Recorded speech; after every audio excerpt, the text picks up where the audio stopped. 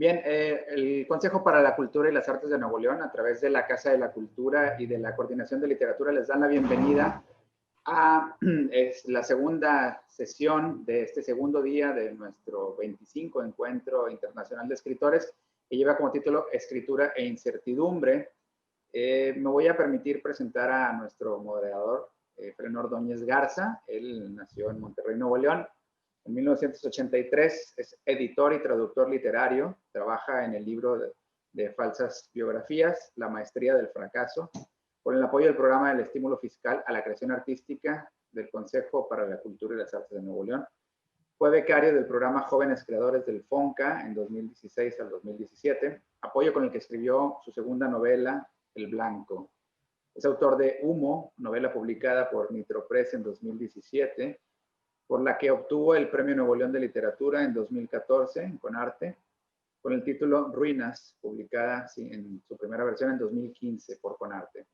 Es cofundador y editor y traductor en Argonáutica, editorial especializada en traducción, parte de Ediciones Red Velvet Boat. Tradujo el libro de cuentos Melville's Bird, Las Barbas de Melville, de Mark Haber. Es también autor del libro ilustrado para niños Tlacuache, Historia de una cola, en el 2015. Fue becario del Centro de Escritores en 2013 y es también guionista cinematográfico en Potencia, según la Escuela de Cine y Televisión Séptima Arts de Madrid, España. Bienvenido, Efraín, y bueno, te cedo la palabra. Bienvenidos todos.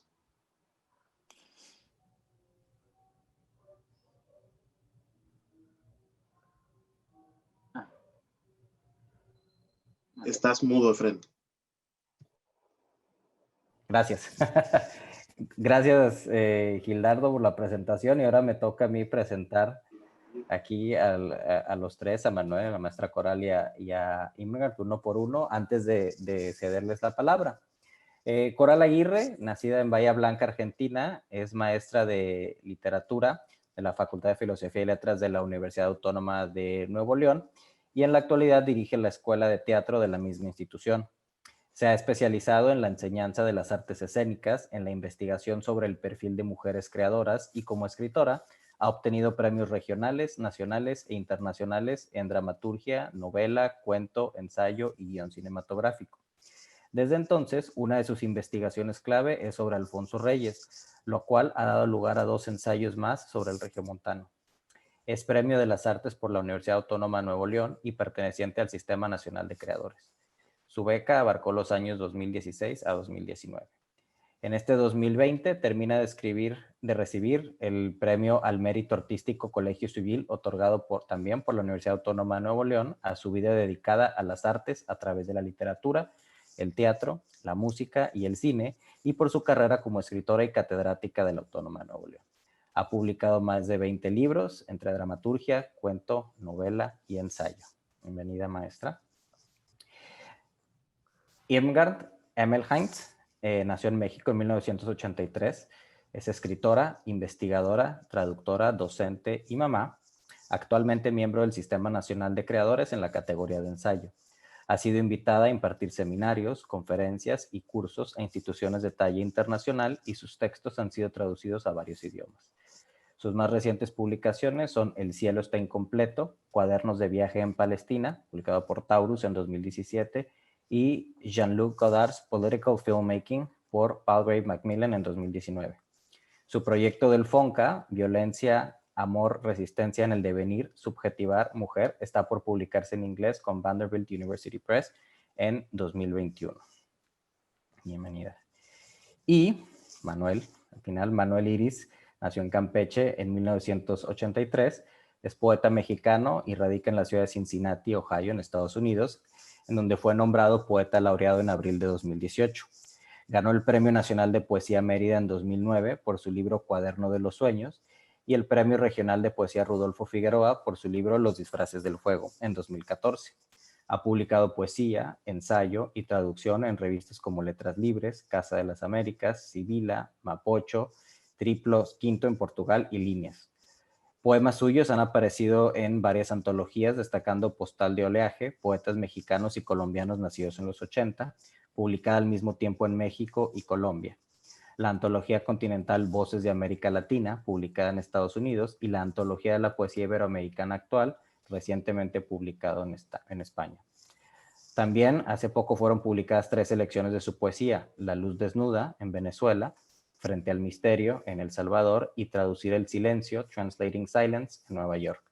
Es licenciado en literatura latinoamericana por la Universidad Autónoma de Yucatán, maestro en literatura hispanoamericana por la Universidad Estatal de Nuevo México y doctor en lenguas romances por la Universidad de Cincinnati. Y ahora que he terminado, me dispongo a darles la palabra. Empezamos con la maestra Coral, ¿le parece bien? Perfecto, ningún Venga, problema. Te voy a leer, ¿eh? Adelante. Este material tiene precisamente la incertidumbre propia de la época que estamos viviendo, de modo que es muy contradictorio. Dice así. Bueno, empieza con una especie de burla de mí misma, de cómo el mundo se ha dado vuelta y yo sin darme cuenta. Luego tiene un epígrafe de Louise Gluck que dice: se me secó el alma, como un alma arrojada al fuego, pero no del todo, no hasta la aniquilación. Sedienta, sigo adelante, crispada, no por la soledad, sino por la desconfianza, el resultado de la violencia.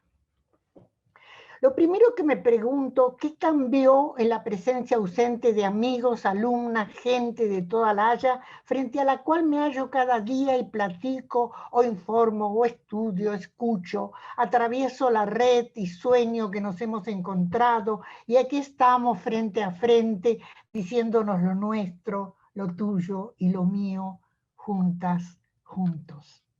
Y en mi furor de escribir, leer y aprender, no advierto que estoy encerrada, que la pandemia ha tomado al mundo, que las calles se vacían y yo estremecida en el acto de escribir una novela que termino precisamente en estos feroces meses, marzo, abril, mayo, junio, hasta el presente. Estoy desmaterializada. No existe un cuerpo y una voz y un acento con identidad, modos propios, cultura trashumante en el que me hallo. Hay una parte de mí que siempre es virtual, la que crea y sueña.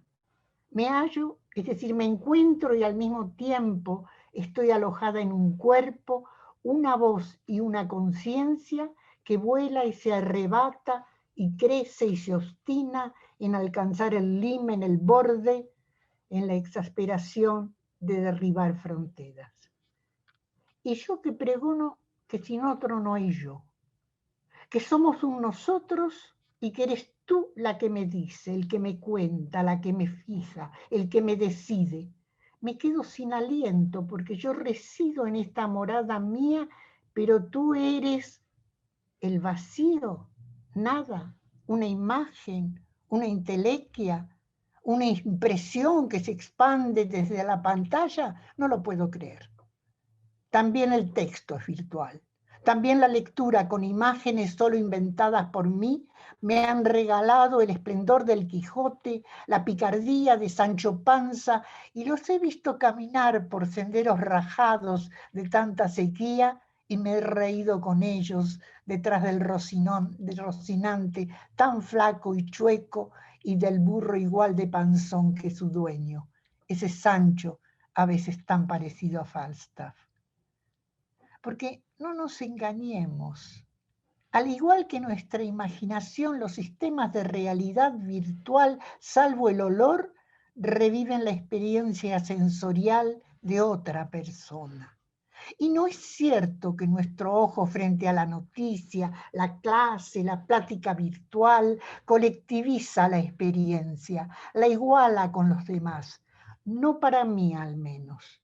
Porque serán muy exactas las cámaras de video y muy evidentes las sensaciones y sentimientos de las personas frente a nosotros allí en ese ojo que nos empareja, pero mi ojo es mi ojo. cargado de mi experiencia y mi memoria, hecho para interpretar el mundo a mi manera y para hacer al otro también a mi manera.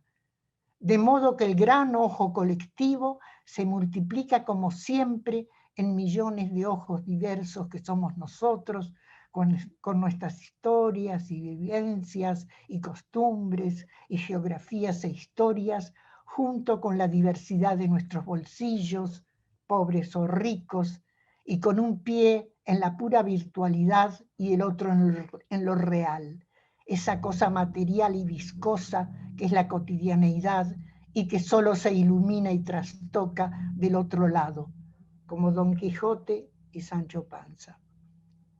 Sin embargo, el control de nuestros comportamientos por medio de la idea que desarrolló Foucault a partir del panóptico que vigilaba a los condenados en la cárcel, se ha refinado con el orden mundial bajo una decisión absoluta de encierro con vigilancia. Es cierto. Y todos nos debemos presentar ante la pantalla para demostrar que estamos trabajando, estudiando, dando clases o encontrándonos con quienes debemos encontrarnos, también es cierto. Tan disciplinados en nuestras propias casas, tan despreocupados al maniobrar un celular que nos controla, un teléfono que nos graba, un dispositivo alojado, vaya a saber dónde y cómo ¿en dónde? En mis sueños, en mi imaginación, en los momentos en que rumio mis creaciones, esa palabra que busco, ese concepto que se me escapa. No, solo en la materialidad de las habitaciones, las calles, los espacios sociales, las mesas de trabajo, los escritorios, los estantes, el aparador de la cocina. Y también es cierto que nos han impuesto formas de comportamiento social, cultural, estético, económico, político. No en mi conciencia, si yo no lo quiero. Que se llegará a eso es otra historia, no la mía, en este presente ambiguo en donde tengo que señalar que estoy encerrada en espacios inmateriales. Espacios inmateriales, pero si es mi pan de cada día. Inmaterialidad del otro frente a la pantalla, inmaterialidad del personaje al que le termino de poner nombre, inmaterialidad de mi personaje preferido, esa Sofía a la que estoy dispuesta a seguir a donde ella diga, todo ello en la virtualidad de nuestros vínculos. Si es cierto asimismo que el espacio define al tiempo, ¿dónde me hallo hoy, ahora? Ahora. En un tiempo que no suma, un gran cero. No estoy en la escuela, no estoy en el aula, ni en mi oficina, no estoy en la conferencia o la plática, no estoy en ninguna parte. El tiempo hoy es un producto de la tecnología. Se mezclan en la pantalla creadores y terroristas, expositores y transeúntes, youtubers y activistas. Un tiempo en donde la experiencia histórica desaparece o no está o no se puede advertir y en su lugar aparece el poder de las estructuras capitalistas, el consumismo, la economía de mercado, pero sobre todo la planificación totalizadora y sus actos copiados por los espectadores hasta la ignominia, pero también la ingravidez de la eternidad. En el primer año de mi estadía en México, corría 1989, vi partes habladas de Anton Egoyan con algunos amigos. Quedamos profundamente perturbados. En mi caso, sobre todo, la evidencia que se pudiera hacer el amor a través de la pantalla me sobrecogió. ¿El amor? ¿Hacer el amor? ¿Esos de la película se enamoran? ¿Son dos cuerpos o dos fantasmas, o bien dos entelequias?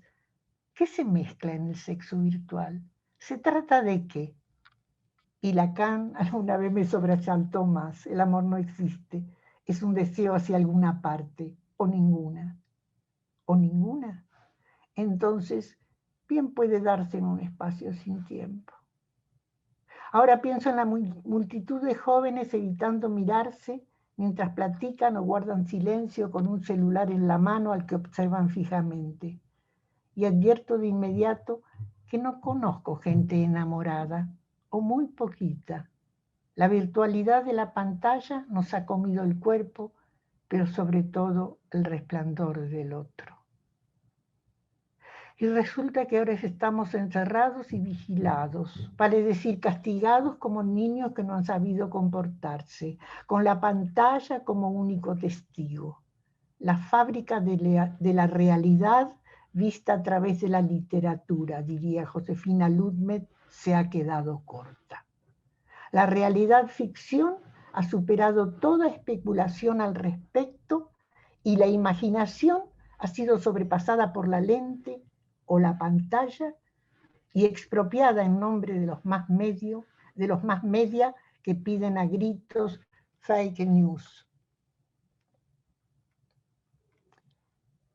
Sin embargo, este encierro previsto por Bioy Casares y también por Borges y otros semejantes en sus realidades virtuales, es decir, sus creaciones, a través de muros invisibles, laberintos, mecanismos extraños que al mismo tiempo contienen el universo completo, en archipiélagos flotantes, encerrados o abiertos, en desiertos, a la condición dual de nuestra humanidad, apresada en la realidad y lo virtual, lo que es y lo que soñamos o inventamos. Hasta aquí nada de esto, no obstante, ni mis elucubraciones ni nuestro ánimo es ajeno a nuestra capacidad económica para la sobrevivencia, cuestión que el pueblo pobre sufre de muy otra manera. Y por supuesto, donde nuestras sofisticadas depresiones y o reflexiones a propósito no son de su conocimiento ni de su interés. Pero en la virtualidad también se esconde el horror, no solo el del control del Estado y sus puniciones, sino otro más siniestro. Concluyo con la virtualidad del desierto de Atacama, un espacio inmaterial a causa de lo que oculta, si es que se puede decir así, esa vasta planicie donde no hay agua ni planta, solo las mordeduras de la tierra quebrada y desnuda. El lugar más árido del mundo, una gran pantalla cuya virtualidad bien reveló Pato Guzmán en su filme documental Nostalgia de la Luz. Es decir, concluyo con los espacios virtuales donde han ido a parar los desaparecidos que cubren la faz de esta América nuestra, demasiado ajena al registro de lo humano, donde los cadáveres, los restos, los huesos han sufrido una extraña inmersión en el vacío, en la nada. Hay fotos, hay marchas, hay madres y hermanos, hay gente que los vio, les dio de comer, las vistió de niñas, hay reclamos, hay huellas. Concluyo con el pase fantástico de un cuento de terror donde las mujeres, las muchachas y las adolescentes fueron chupadas de noche y de día en esos desiertos y entre los árboles y en las calles y en las casas. Eso es más virtual que nada, porque no hay rastro, solo narración. No hay pruebas, solo inventos y mentiras. No hay siquiera certeza que acaso alguna vez estuvieron vivos, vivas, enteras, íntegras. Y debo decirlo aquí, de eso se trata en las grandes fiestas literarias.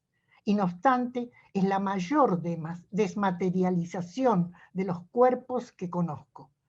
Y me pregunto, ¿qué memoria colectiva ha de registrar en espacios ciertos que no obstante son virtuales la desaparición de tanta humanidad? Eso es todo. Muchas gracias. Doy 2 segundos. Y ahora le cedo la palabra a Ivonne, si les parece bien. Adelante. Gracias. Muchas gracias, Coral, y gracias por la invitación a participar en esta conversación. Gracias a ti. Yo también voy a leer. Muy bien. y no tiene título todavía, pero tiene apartados. Y el número 1 está titulado Reflexiones pterigotas. Los humanos se encontraron frente a su propia extinción. Le habían dado nuevas formas al paisaje sin apercibirse de que coexistían con temporalidades otras. Las de los fantasmas del pasado que los acechaban o que igual se asomaban a mirarlos desde el futuro donde están ausentes. Los humanos olvidaron lo que había antes y los futuros que imaginaron no tenían la suficiente fuerza para conjurarlos más allá de las ruinas tóxicas que habitaban. Como una estrategia de fuga de su realidad, implementaron otra temporalidad, la sincronización instantánea. Al manipular el tiempo con la ciencia y la tecnología, dejaron de poder percibir temporalidades otras, los tiempos que se entrecruzan para ser la matriz sobre la cual se teje la existencia de la Tierra.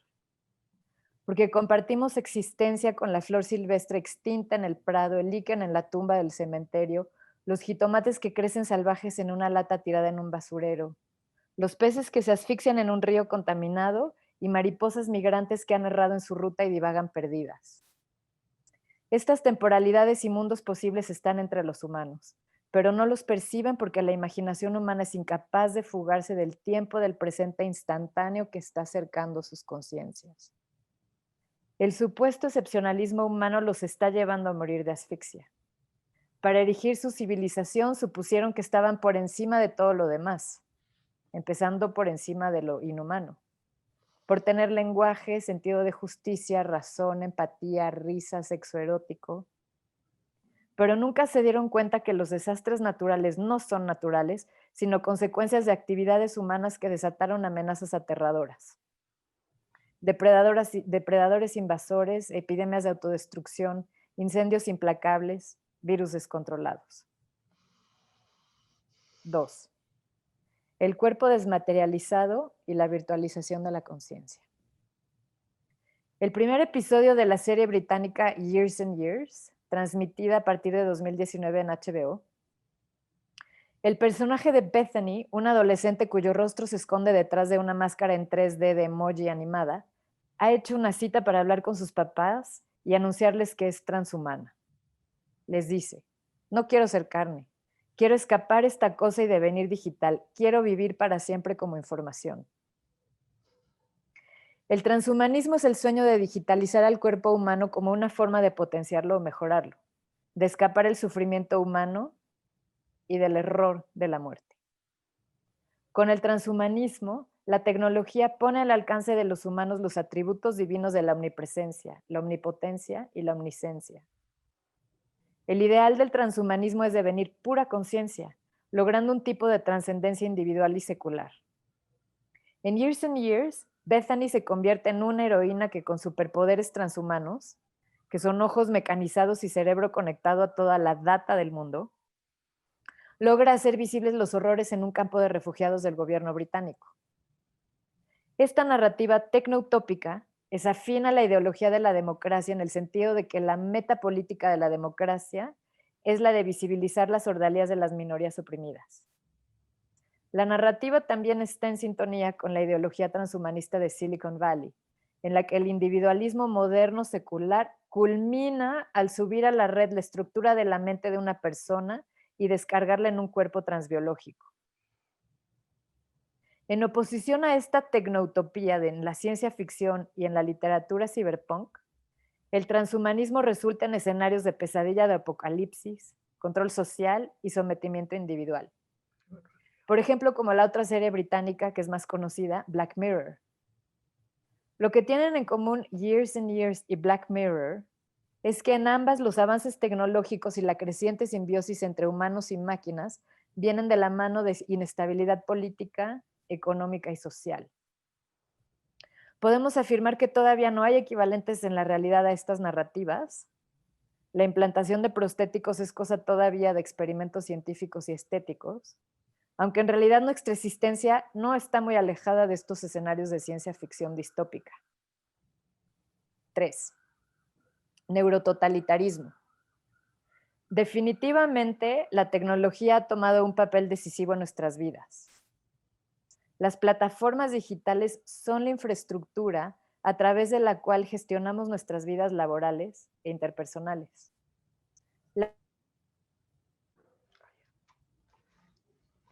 Se trabó. Digitales son la infraestructura totalizadora del mundo globalizado. La cuestión es que, siguiendo a Franco Berardi, la tecnología digital tiene el poder de actuar directamente sobre nuestras mentes. Berardi llama tecnomaya a esta situación y la define como la captura de los flujos de la actividad mental humana que se nos regresan en un bucle de retroalimentación. Es decir, las plataformas digitales extraen data de nuestros flujos neuronales para generar algoritmos que nos regresan mercancías digitales individualizadas para maximizar la captura de nuestra atención y por lo tanto de la plusvalía. Sí vivimos en la distopía del espejo opaco, en el sentido de que la gente pasa más y más tiempo con fantasmas electrónicos, consumiendo cantidades de data que el cerebro humano no es capaz de procesar. Una de las consecuencias de esto es que la experiencia humana se está transformando en códigos monetizados que están sometidos al poder de la simulación y la estandarización. Otra consecuencia es la transformación de la percepción y experiencia humanos en data, lo cual para Berardi implica una mutación cognitiva que cambia de manera radical las maneras en las que nos relacionamos con lo que nos rodea y con los otros. La experiencia humana es nuestro acceso a la realidad. Es ver al mundo y proyectarlo para darle significado. La experiencia es vivir algo e implica encontrar significado en esa vivencia. Cuando la experiencia humana es formateada por una plataforma digital, la experiencia se somete al poder de la simulación y la estandarización de la data. Y paulatinamente estamos dejando de tener experiencias del mundo que dejan de ser objetos de nuestra propia experiencia para convertirse en referencias de un mundo preempaquetado. Y aquí la referencia más obvia es Google Maps o Waze, que son herramientas digitales que nos ayudan a orientarnos que están mermando nuestra capacidad de orientarnos en el espacio nosotros mismos y de crear referencias visuales bueno. Además de estar constantemente expuestos a los flujos de data, los estímulos que percibimos en la red rebasan nuestra atención y sucede que carecemos del tiempo suficiente para elaborar, reflexionar y pensar críticamente en los estímulos informacionales que recibimos. Esta aceleración de la percepción y la captura de la experiencia tienen consecuencias en nuestras decisiones políticas, memoria, imaginación, lenguaje y comunicación. También generan falta de empatía. Por ejemplo, cada noche se nos informa sobre el estado de la pandemia en México con datos gráficos y estadísticas. Son contados los medios de información que cuentan las historias de cómo la gente está viviendo la pandemia del COVID-19. Los enfermos y sobrevivientes de coronavirus no tienen rostro y también son invisibles las redes de ayuda mutua, los remedios caseros, las historias de cómo se contagia la gente. Las historias humanas están siendo dejadas fuera de nuestra percepción compartida y son sustituidas por informes basados en datos dados por un funcionario encantador. Este es un ejemplo de cómo el lenguaje se está reduciendo a la información y la comunicación a la incorporación de automatismos tecnolingüísticos, que son like y share. Y mientras más vaciamos nuestras vidas en el ámbito virtual, más se va afianzando un nuevo macrofascismo global o, como lo llama Berardi, neurototalitarismo. Es bien sabido cómo la compañía Cambridge Analytica usó a los algoritmos de retroalimentación de las plataformas digitales para ayudar a que Trump ganara las elecciones en 2016. También se sabe que la gente se mantiene enganchada a las plataformas con algoritmos que deliberadamente amplifican los contenidos de historias diseñadas para desatar furia, odio y miedo. Esto se debe a que los algoritmos que actúan directamente en nuestro sistema límbico son los más efectivos para mantenernos conectados. Hay que tomar en cuenta también que las benditas redes sociales, que son las plataformas de Silicon Valley, actúan no solamente en base a modelos de maximización de ganancia, sino también como si estuvieran por encima de la ley. Es decir, a diferencia de los medios de comunicación tradicionales, que están sujetos a leyes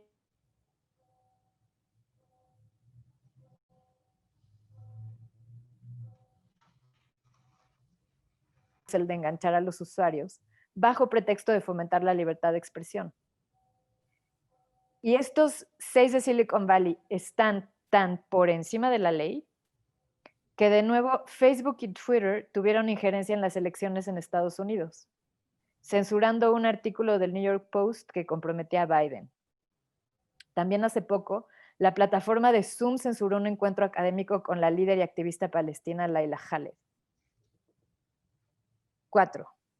Macrofascismo y capitalismo del coronavirus. ¿Dónde están las líneas de escape?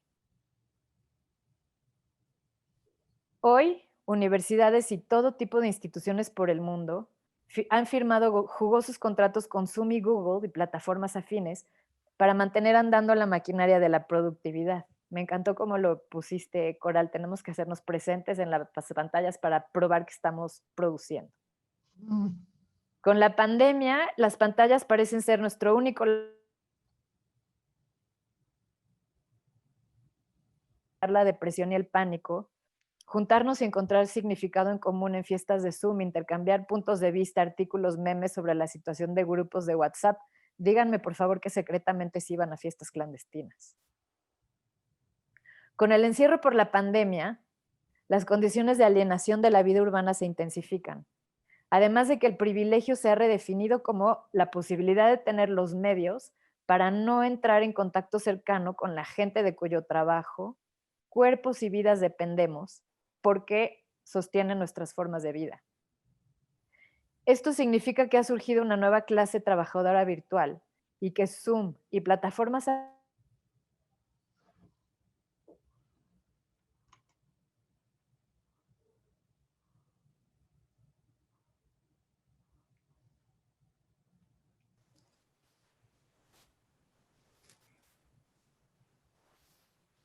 A ver, veamos si vuelve.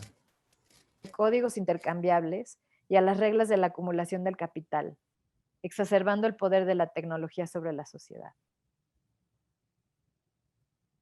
Uno de los aspectos más preocupantes de la reducción de la vida y contacto humanos a las pantallas ha sido que la sociedad ha caído en la duda de su propia capacidad para gobernarse. El encierro de la sociedad civil significa compartir a diario pánico y rabia automatizados desatados por la voz simulacral del liderazgo político. La capacidad de la mente de elaborar la experiencia está debilitada. Al ser delegada a las máquinas, la memoria también se altera, se uniformiza, afecta la imaginación.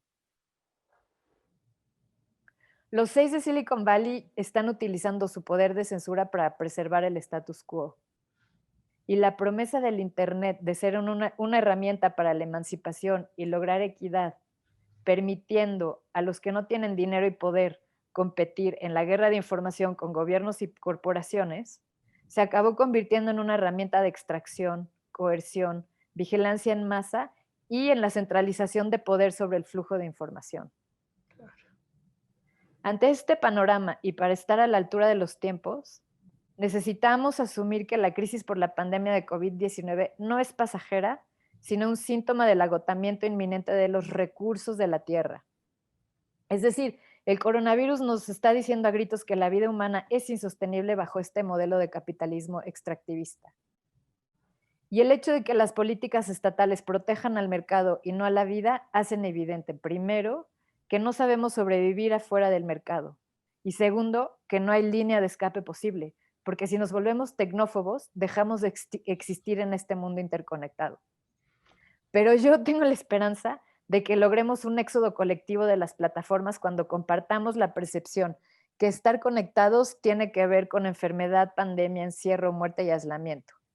Y así vamos a salir todos juntos corriendo al mundo real con ganas de tener experiencias que no pasen por la mediación digital y desde ahí poder reimaginar el futuro. Gracias. Qué bonito. Gracias. Muy bien, ahora pasamos a Manuel. Te cedo la palabra. Primero, pues muchas gracias, ¿no? Y muchas gracias a ustedes dos, Ingar y maestra Coral, por sus textos. Creo que aquí estamos los tres pidiendo, por favor, vivir el cuerpo, ¿no? Sí. Mi texto se llama El cuerpo y las palabras, escribir y la experiencia virtual. También lo estoy leyendo. Antes que un país, que una ciudad o una calle, habitamos el cuerpo. Somos huéspedes y a veces prisioneros de nuestra propia carne, de la estructura que levantan nuestros huesos. Desde ahí escribimos. Nuestra voz física y nuestra voz literaria se desprenden de la interacción con nuestro cuerpo y con el mundo, es decir, de nuestro encuentro con la realidad que podemos percibir. A pesar de lo aparente, es imposible anular al cuerpo, desmaterializarlo. Ahora mismo el formato de esta mesa de diálogo nos recuerda una realidad fundamentalmente corporal. Hay una pandemia mundial que amenaza nuestros cuerpos. Mientras leo las presentes palabras, estamos todos compartiendo un tiempo sincrónico, pero un espacio múltiple, precisamente porque queremos resguardar nuestro cuerpo de la enfermedad o la muerte. Dicho de otro modo, la actual desmaterialización virtual existe como recordatorio de nuestra común corporalidad, nuestra elemental condición de cuerpos. La imaginación, la creatividad, pero también nuestra fragilidad y nuestras limitaciones son el combustible de la virtualidad. Hemos creado tecnología para ayudar al cuerpo, a la voz, al oído y a los ojos, principalmente, a llegar a sitios que de otro modo no podría visitar sin comprometerse biológicamente, sin arriesgarse. La literatura, por supuesto, no es ajena a la desmaterialización del cuerpo. De hecho, la escritura literaria se trata precisamente de lo mismo. Es una manera de salir del cuerpo, de habitar el cuerpo de los otros convertido en palabras. La escritura se inventó para que las palabras, cosas sin cuerpo, pudieran ser palpables y trascender la fugacidad de quienes las escriben. Cualquier libro, bueno o malo, por su virtud de impreso, es decir, de haber sido puesto en un soporte palpable, de haber tomado cuerpo, vivirá más que su autor. Las palabras, y aquí utilizo un ejemplo cercano de la maestra Coral, las palabras de Cervantes llegarán mucho más lejos que su cuerpo, hace mucho ya descompuesto, que su famoso brazo faltante o deforme. La escritura es la materialización de las palabras para combatir la otra desmaterialización inevitable de los cuerpos que las emiten.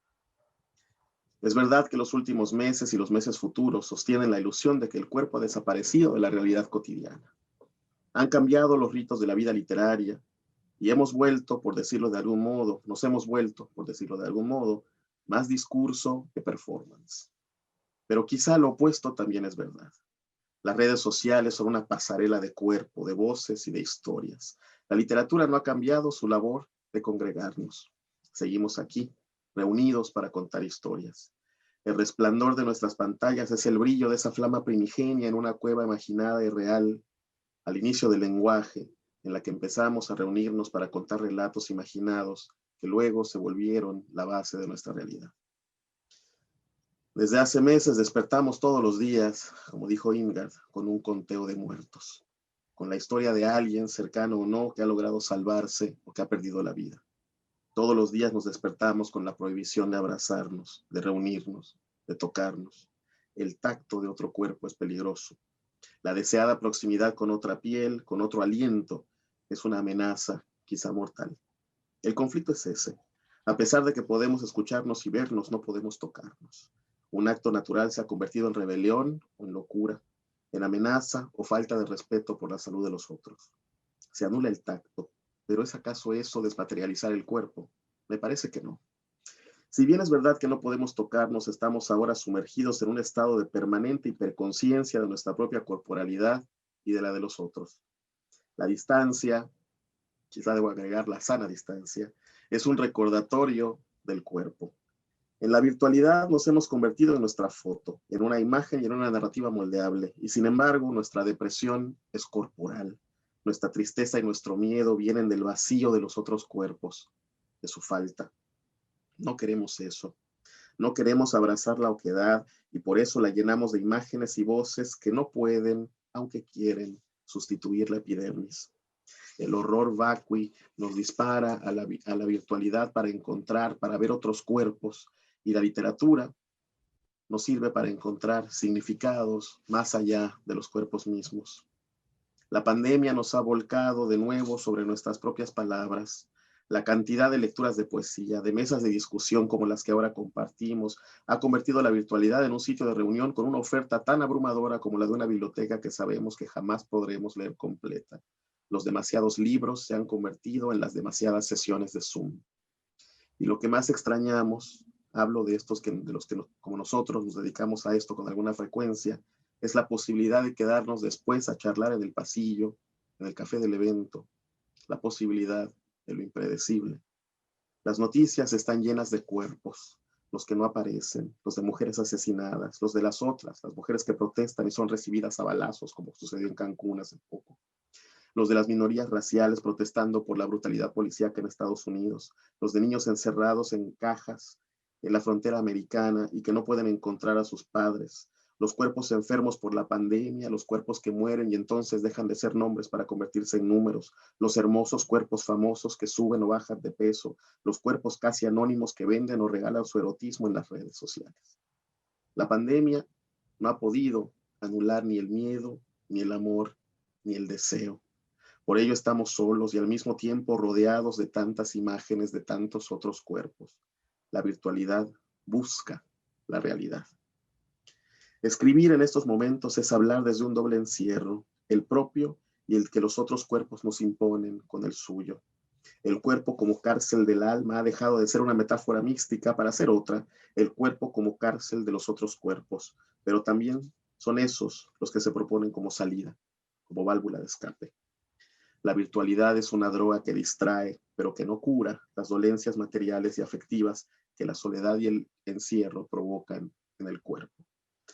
La desmaterialización, la falta de tacto, no es tal. El cuerpo es materia y como tal experimenta el mundo. La privación de ciertas experiencias corporales durante esta pandemia nos ha hecho buscar otras. La lectura y la escritura en solitario, sin embargo, no han cambiado sus modos, aunque quizás se acercan más al cuerpo en el tema. La presente situación nos ha volcado sobre nuestras propias palabras, pero esas palabras hablan del cuerpo.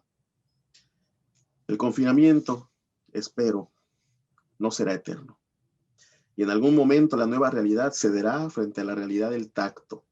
Los que vivimos para ver el cambio sentiremos miedo, tardaremos un poco más en abrazarnos. Los que, como mi hija, que tiene 2 años, todavía son muy jóvenes para advertir que el mundo cambió, no tendrán trauma alguno. Personalmente, estoy seguro de que nuestras costumbres tardarán años en regresar a lo que eran, pero tal vez esto no es una mala noticia. Los gobiernos han demostrado su incapacidad de valorar la vida humana por encima de la economía, y los ciudadanos igualmente han demostrado su incapacidad de seguir normas que vayan contra su propia comodidad. Por todo ello, el cambio de regreso a las antiguas costumbres será lento para algunos y natural para otros. El trauma de este periodo no sanará fácilmente. Hemos visto nuestras limitaciones más íntimas, en lo individual como en lo colectivo. Y esto me parece una desgracia, pero una desgracia con cierta belleza, hemos compartido todos en el mundo la misma calamidad al mismo tiempo. Nos hemos separado de los otros cuerpos, pero sabemos que esos cuerpos viven la misma realidad que el propio. Por primera vez en la vida puedo hablar con un amigo en cualquier ciudad del mundo y compartimos una variación de la misma realidad inmediata, aunque sea distópica. Estamos físicamente separados, pero vitalmente más cercanos que nunca. Sabemos algo íntimo de la vida de todos los extraños y sabemos que lo saben de la nuestra. Nos hemos acercado al evitar el roce. La soledad que ahora nos persigue ya estaba desde ahí, desde antes. La pretendida desmaterialización del cuerpo, igual desde antes, nos acechaba. Pero no creo que nuestra naturaleza nos permita engañarnos. No creo que nos permita abandonar el cuerpo. Cada poema, cada novela, cada momento de escritura o lectura es una experiencia corporal y nada menos. Como algunos ya saben, yo tengo el defecto, a veces patético, de escribir poemas. Quiero decir, 1, muy breve, escribí antes de que la realidad cambiara. Se titula Pequeño poema obsesionado con la muerte. Para salir de la casa, construimos la casa. Para salir del cuerpo se desnudan los amantes. Para soñar, dormimos. Para que brote el silencio, abre su herida el poema. Es todo. Yo creo fervientemente que la poesía es una traducción del silencio, que la trascendencia se hace cuerpo para que podamos percibirla, no entenderla. No podemos entenderla, pero podemos percibirla y reaccionar a ella. Creo que la palabra es el cuerpo del concepto y que el poema es el cuerpo de la poesía. Nuestro cuerpo es la materia que nos dice, que nos conforma y es nuestro único vínculo real con la trascendencia. Pero usamos las palabras para salir del cuerpo. Todo sucede alrededor del cuerpo. El futuro cercano tal vez continúe condicionando el tacto de una piel con otra, de un aliento con los demás. Y seguiremos, como desde el principio del tiempo, obsesionados con la corporalidad y con la muerte. No creo que la virtualidad anule el cuerpo. No creo que lo supla. Yo, por ejemplo, disfruto mucho hacer una charla en el presente formato, pero desearía de verdad que al terminar esta mesa yo estuviera entre ustedes, platicando, en vez de transportado otra vez aquí a mi estudio, en esta casa, en la que no hay testigos del tiempo que hemos compartido.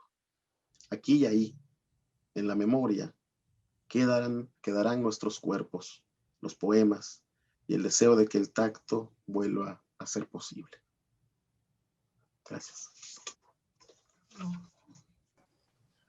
Muchas gracias, Manuel. Gracias a los tres, Coral, Ingrid, Manuel, por los textos. Y esto sin duda nos va a dar pie a que la gente que está participando, al público virtual y desmaterializado, pueda hacer alguna pregunta a cualquiera de los tres o a los tres. Por lo tanto, lo abro para que alguien pueda comenzar el diálogo. Me dicen que hay una. A ver, permíteme. En preguntas. Ahora la veo. En preguntas y respuestas. No sé dónde está pregunta. Aquí está. Perfecto. Ustedes no la pueden leer, entonces, ¿no? ¿Cierto? Sí, yo creo que Yo sí la sí la podemos leer. tengo, sí. La tengo aquí en el Yo chat. no, Ah, bueno, igual la voy a leer solo por... no la tengo. ajá. No sé por qué. No, bueno, esa pregunta, no, a ver, si tienen a los ponentes, si tienen algún rito para escribir y si son conscientes de su técnica literaria, ¿cómo podrían describirla? De Jesús Alejandro Martínez. Si tenemos un rito para Un escribir, rito para escribir y si un son rito conscientes... y un rito. Un rito. Y si son conscientes de su técnica literaria, ¿cómo podrían describirla?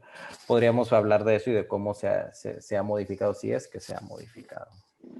Bueno, yo no tengo ritos porque yo tengo que pelear contra el tiempo, contra el trabajo, contra todo lo que, con los contactos con los alumnos, con la institución. O sea, yo no puedo tener ritos porque tengo mucho trabajo. Así que escribo en pedacitos de tiempo que vaya a saber cómo los logro.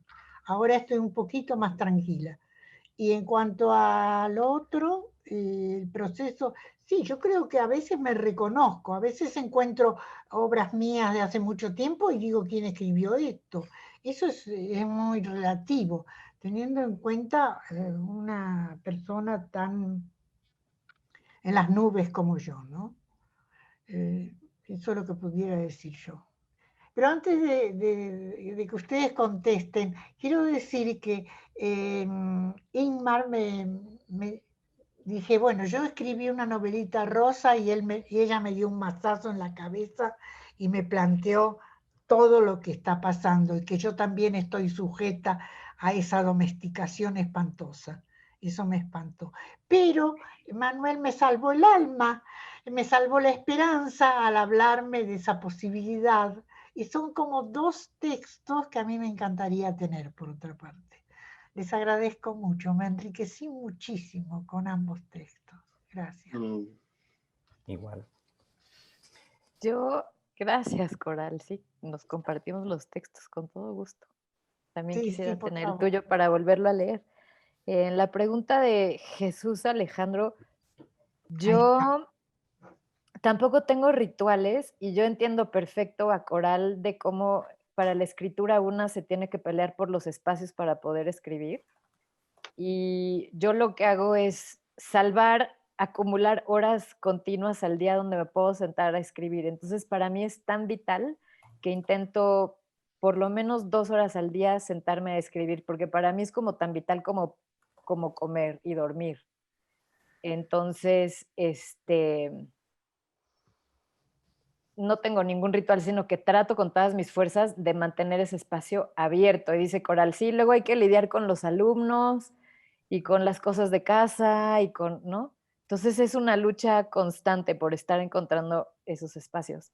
Ahora, ya no tengo aquí la pregunta, ya la guardaron, pero preguntabas cuál es la técnica. No sé, yo todavía no logro deshacerme de la escritura como un acto político y siempre siento que mi pensamiento y mi escritura están atravesados por el pensar la situación contemporánea, que se entrecruzan con este acto gozoso de articular palabras, de recuperar las palabras y de acuerparse, como nos dice Manuel, que me encantó cómo lo planteó, y cómo, ¿no? Se van concatenando cosas, eventos, observaciones y se convierte como mi escritura en un caleidoscopio en el que hay texturas de escritura y hay este juego entre el adentro y afuera, lo virtual y lo actual, una reflexión teórica política con la experiencia personal. Y no lo pienso como una construcción de una voz, sino como una porosidad del yo que es atravesado por todo lo que está alrededor de mí. Y que es un yo que me tardé muchos años en entenderlo y asumir que es un yo que está construido por las relaciones de género, ¿no? Y entonces eso también pasa por la voz. Y otra cosa que es muy importante para mí es la imagen como ancla o pie de pensamiento. Como que, sí, la escritura para mí va de la mano con las imágenes. Espero haber contestado la pregunta. Sí. Manuel. Bueno, primero, debo decir que para mí ha sido un honor enorme estar en esta mesa con Coral y con Imgar. Me han parecido luminosas, brillantes. Muchas gracias por este chance de compartir con ustedes. Yo no sé si es un ritual, ¿no? Mi vida cambió, disculpen ustedes el cliché, pero a partir de la paternidad, o sea, hace 2 años, cuando nació mi hija, antes de eso, yo tenía tiempo para los rituales y tenía espacio. Además, literalmente yo tenía espacio, ¿no? Había un estudio en mi casa. Ese estudio que ustedes pueden ver lo tengo hace unos pocos meses que nos cambiamos de casa, pero cuando la bebé iba a ser una posibilidad, la cuna estaba entre mis libros y lo que era mi estudio se convirtió en el cuarto de la niña. Mi hija me sacó de mi estudio y yo empecé a escribir itinerantemente. El primer problema fue el espacio, y luego fue el tiempo, y luego cuando por fin tenía espacio y tiempo, lo que no tenía de energía porque estaba yo desvelado, etcétera, etcétera, etcétera. Entonces, ahora escucho más lo que dice la maestra Coral, de que uno escribe en una especie de guerrilla contra el tiempo, ¿no? Yo lo que tengo son los poemas en la cabeza, los textos en la cabeza, y lo que hago ahora, que es algo que yo solía hacer un poco antes, pero ahora lo hago de manera un poco más violenta, es que a veces siento que tengo que postergar algo a propósito. O sea, cuando tengo tiempo para escribir, por ejemplo, si estoy de vacaciones o algo así, me cuesta mucho trabajo sentarme a escribir. Es cuando tengo trabajo y digo, no, yo no voy a calificar un solo examen hasta que no haya yo escrito algo, aunque sea un borrador de tal poema o tal cosa, ¿no? Porque quizás esta es una enajenación capitalista, pero yo siento a veces, cuando tengo todo el tiempo del mundo, siento que estoy escribiendo en mi tiempo libre, como si esto fuera mi rato de ocio. En cambio, cuando decido no trabajar para dedicarme a escribir, siento que le estoy dando importancia a mi labor, ¿no? Como que es una lucha anticapitalista, de que le voy a dedicar tiempo a la creación poética durante el tiempo que me están pagando para hacer otra cosa. Porque es de la gente que me emplea, ¿no?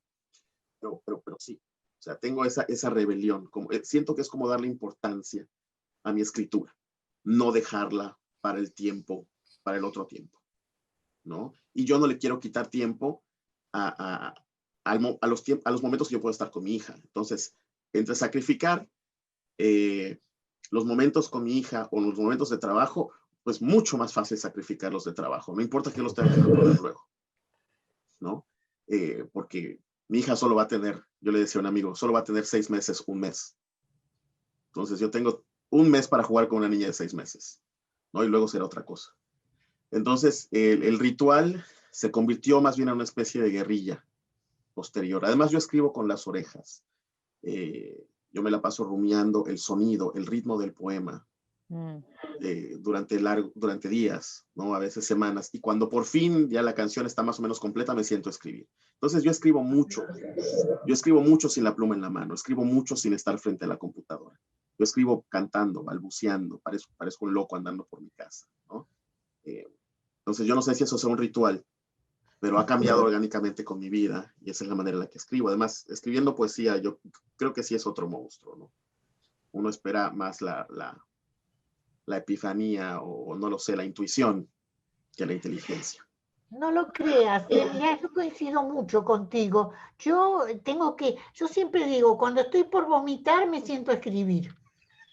Digamos, claro, estoy tan amontonada de las voces, del personaje, de lo que les pasa, de tanta cosa, o de la estructura que quiero darle, o de la poética, estoy tan que cuando estoy ya a punto de que las palabras me salgan por la boca, ahí me siento a escribir. Y como tú, exactamente como tú, cuando estoy con mi tiempo libre, digo, ay, qué ganas de verlo a tal amigo, o me voy a teléfono.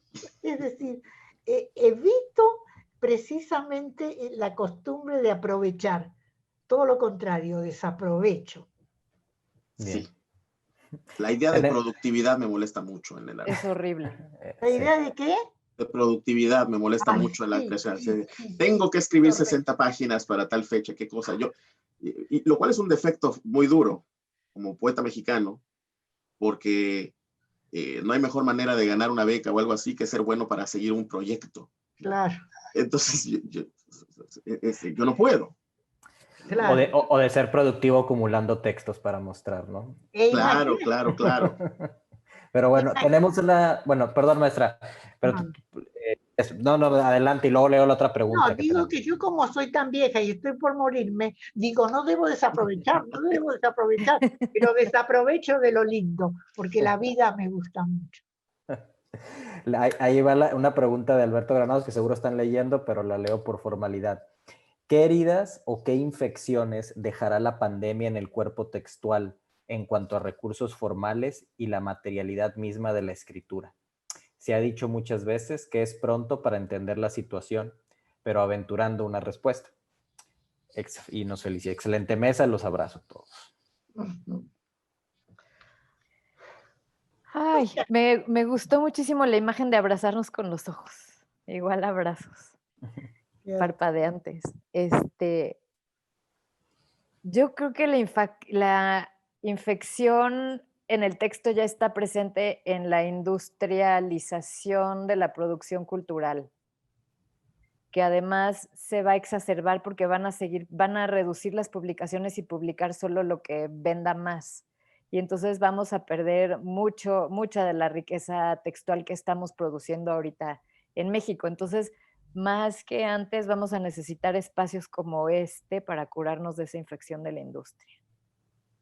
Y juntarnos a platicar y a vernos y escucharnos. Yo creo.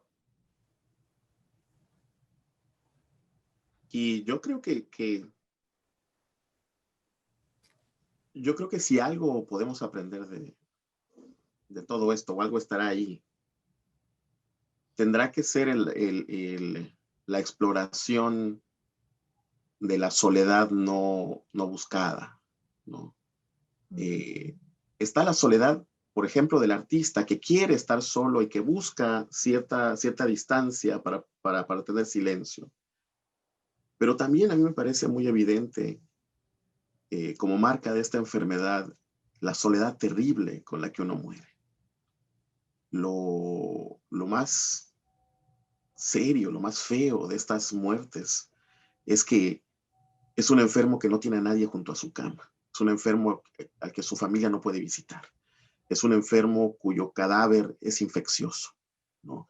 Es un enfermo sin funeral, sin ritos. Pero el padecimiento también lo es, ¿no? Y la cura también es la soledad y el aislamiento.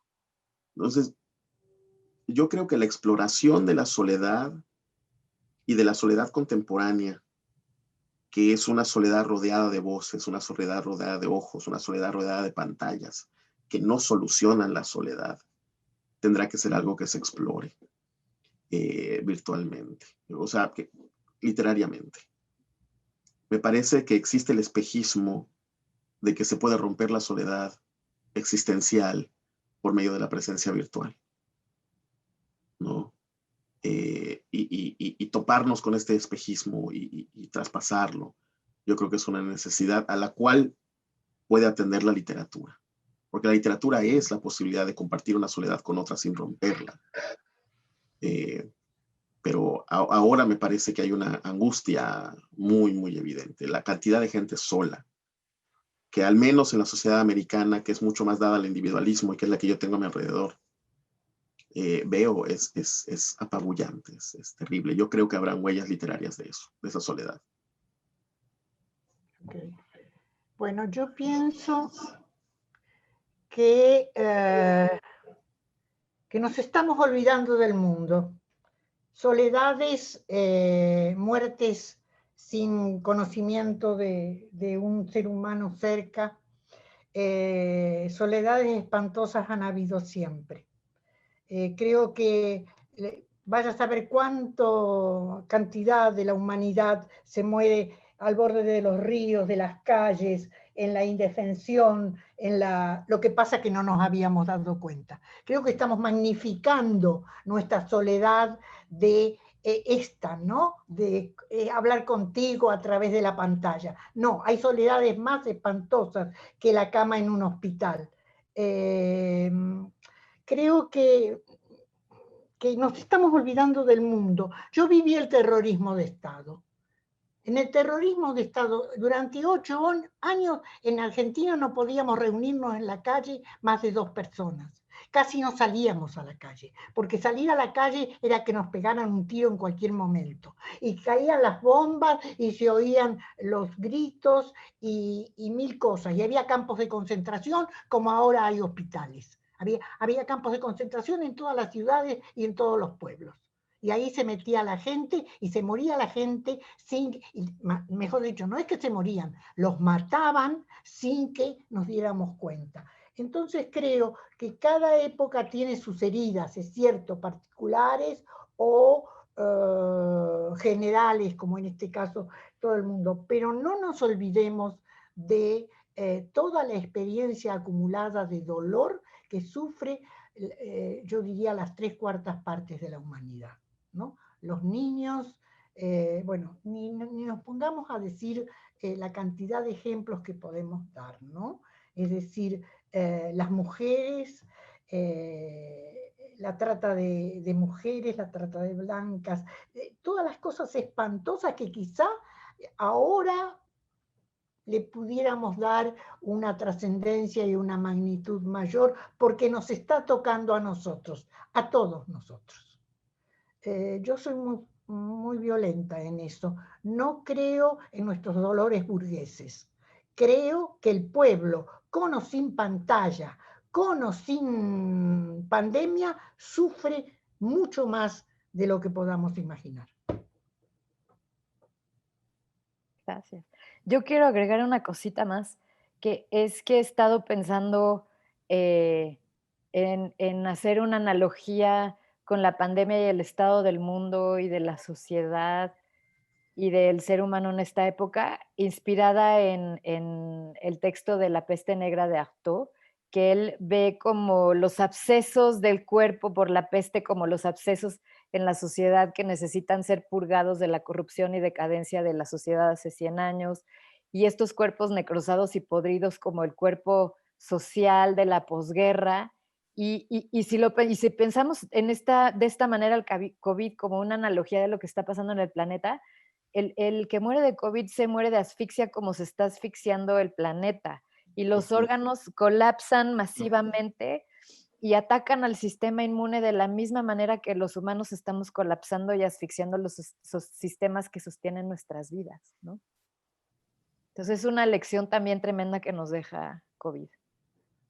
Como un espejo de lo que estamos haciendo al planeta. Y también está la posibilidad de ver lo otro, ¿no? De cómo la reducción de la actividad humana significa la mejora de los ecosistemas donde estamos, ¿no? Ahora mismo en Wuhan, la calidad del aire mejoró muchísimo precisamente por el COVID, ¿no? O sea, ha sido dicho muchas veces, no es nada nuevo, pero el planeta no está en peligro, la humanidad sí. El planeta está en la posibilidad enorme de regresar cuando nos hayamos ido nosotros. Sí. ¿No? Eso, sí, yo estoy esa metáfora me parece exacta. Sí. Sí. Bueno, pues llegamos a la hora, aunque podríamos seguir aquí un buen rato. Me queda a mí primero agradecerles a los tres porque fue interesantísimo escucharlos y espero también recibir esos textos. Gildardo. Sí, pues gracias a todos por su participación, en realidad lo disfrutamos mucho y pues decirles de nuevo que lo vamos a tener, tenemos una grabación de esto que estaremos subiendo a YouTube, en YouTube de Conarte la próxima semana. Y bueno, no nos queda mucho más que agradecerles a todos por su disposición, por sus textos tan maravillosos que los disfrutamos, y a nuestro público que atendió esta charla también, pues darle las gracias a ellos. Los invitamos a que consulten la programación del encuentro. Todavía tenemos el día de mañana con 2 mesas y un cierre al final con el escritor Leonardo Dajandra. Y bueno, por ahí está en la página de Conarte, pueden descargar completo el programa con las semblanzas de cada uno de los participantes. Y bueno, sin más, les digo buenas noches a todos, ya es de noche a todos. Muchas gracias. Muchas gracias. Gracias. Un gusto enorme verlos y escucharlos a todos. Igual. Y también. Estén muy bien y los quiero. Igual. Bye. Gracias, Coral. Maestra, nos vemos.